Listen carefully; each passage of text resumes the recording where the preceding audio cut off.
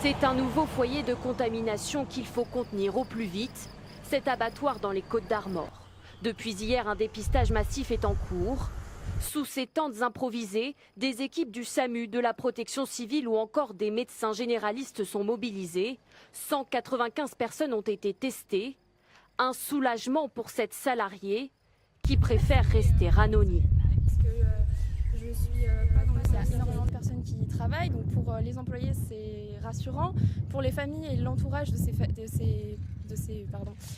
personnes qui y travaillent, c'est extrêmement rassurant aussi. Alors comment ce foyer a-t-il été détecté? Un prestataire externe à l'entreprise est hospitalisé à Saint-Brieuc. Testé positif au Covid-19, l'hôpital signale son cas mercredi dernier à l'agence régionale de santé. Après enquête, elle identifie 5 autres cas, mais il pourrait y en avoir d'autres.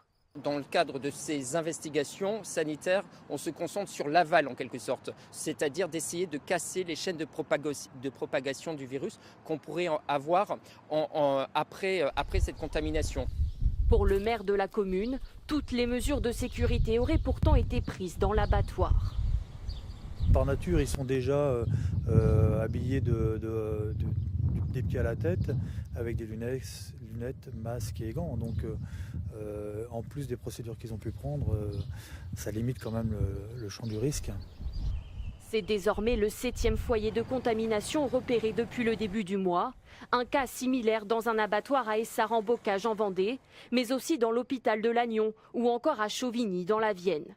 Tous ces foyers sont en zone verte, sauf un en zone rouge, Clamart dans les Hauts-de-Seine. Et ce soir, on vient d'apprendre qu'un nouveau foyer a été identifié. Dans un abattoir dans le Loiret, 34 personnes ont été contaminées. Une vaste opération de dépistage a été lancée au sein de l'établissement.